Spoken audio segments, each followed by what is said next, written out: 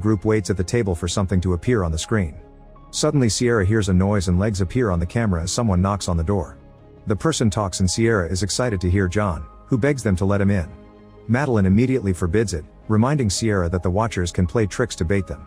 While John keeps begging and saying he's hurt, an argument ensues, during which Madeline forces Mina and Daniel to admit they messed with a burrow. Sierra still wants to save her husband, so Madeline makes her ask something only he would know. Unfortunately, John fails to remember what book Madeline is reading even though they bought it together because it reminded him of her. Still in denial, Sierra asks John to put his face on camera. At that moment John appears on the screen and asks for help before he's dragged away. Then something hits the camera, breaking it. The group rushes to stand in front of the mirror while the furious Watcher outside hits it repeatedly until it cracks. The next morning, Madeline throws the bicycle back into the burrow, hoping to calm the Watchers down. Mina promises she's done breaking the rules. In the burrow, the bicycle is dragged into the darkness. A flashback then shows how a young Mina had been on a car ride with her sister and her mother, revealing that the little girl in the forest looks like the twins did back then. Mina kept breaking the rules and this triggered an argument with her mom, who forced the window to close and caught Mina's fingers. Her scream distracted her mother and this caused the car to crash. In the present, Mina continues to sketch the signs and comments on the fact the forest is playing with her mind before marking the trees she's already checked on. Weeks continue to pass, causing the days to become colder and shorter. Everyone has lost all hope to escape and is starting to crack. Mina overhears Madeline snapping at Daniel, scolding him because he hasn't caught anything in a while and they could starve soon. In the coop, Sierra ignores all the bickering by watching the reality show and Mina keeps doodling on the floor. Suddenly she turns around and notices Sierra is gone. Mina runs into the forest and finds Sierra standing on the edge of a burrow, considering self-deleting to be with John again. At that moment they hear a scream and follow the noise to find Daniel tying Madeline up. She says Daniel lost his mind, but Daniel just announces now they're playing by their own rules before running back to the coop. Sierra runs after him but Mina stays back to free Madeline. Afterward the duo run back to the coop, only to discover Daniel and Sierra have locked the door. The birds are starting to fly around them, so they have no choice but to run and hide inside one of the traps, which has a rotting smell that may mask their scent. While Sierra and Daniel stand in front of the mirror, a Watcher finally appears above the trap, but it can't detect the women and runs toward the coop. It stands up at full height and roars, summoning more imposing Watchers. When they get too close to the coop, Daniel tells them 2 of them are missing, so the Watchers go hunting for the missing women. With the area around the coop clear, Mina and Madeline run to the door and beg for mercy. Mina starts sharing the story of how she caused the death of her mother and how she can't live with that guilt, telling Daniel he'll be haunted by the same mistake. The door finally opens and the duo rushes inside before locking it again. Madeline immediately scolds Daniel and says she should have killed him months ago, but now it's more important to deal with the Watchers. The group stands in front of the mirror and Madeline explains she used to teach folklore and mythology. She came to the forest for research and on her first night she saw a Watcher that looked like a deformed version of her. The Watchers are in many classic stories and are also known as changelings or fairies. They want to watch the humans to study them and eventually become them. Suddenly a Watcher starts knocking on the door, copying Sierra's voice to beg for help. Soon more Watchers start climbing over the coop, imitating the humans' voices to try to bait them out. After the group pushes a table in front of the door, they hear a strange noise and notice a square on the floor under the carpet. As the Watchers get more and more aggressive outside, Daniel hits the square until it opens and they discover a bunker. The group immediately goes downstairs with Darwin, closing the hatch right before the Watchers finally freak into the coop. When they turn on the lights, they find the place where the professor used to work. It's full of files, books, and food, which will keep them alive for a long while. There's also a very old computer with no internet access, but Mina finds a series of video diary entries that started in 2009. Professor Rory explains how fascinated he is by the creatures that look at him through the window.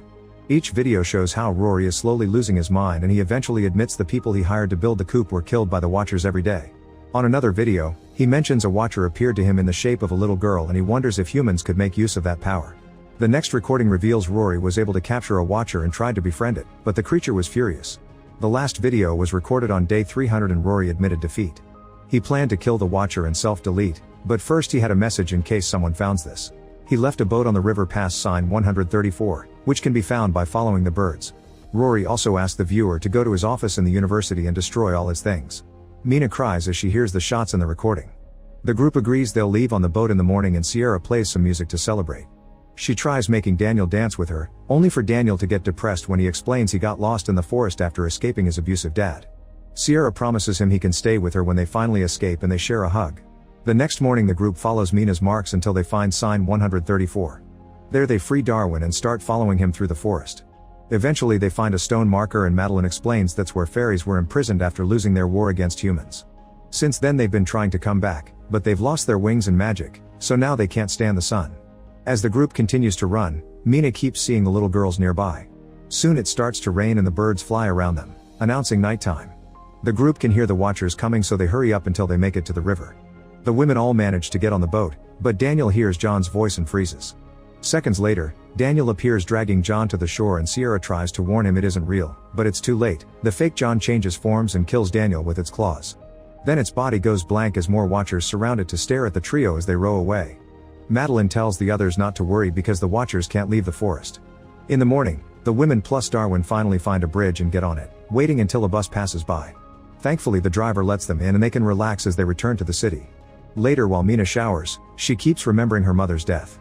She had been lying in the middle of the road and her sister kept calling for her while revealing scars on her face. The following day, Mina goes to the university to fulfill Rory's last wish, pretending she's his niece. She discovers the blueprint for the coup, the first draft of a research paper on the Watchers, and a tape recorder with some of Rory's research that follows an illustrated scroll. Before the war, the fairies lived peacefully with humans as friends and sometimes even mates. Those couples gave birth to half-blooded children that could walk under the sun, and Rory thought they could still be hiding in society as humans. Mina stares at a huge piece of art and finds some photographs that leave her in shock. In the evening, Mina visits Sierra and shows her the pictures she found, revealing that Madeline had been Rory's wife. However, she died in 2001 from lung cancer. Mina theorizes that Rory tried using the Watcher he captured to bring his wife back, then that Watcher became the Madeline they met.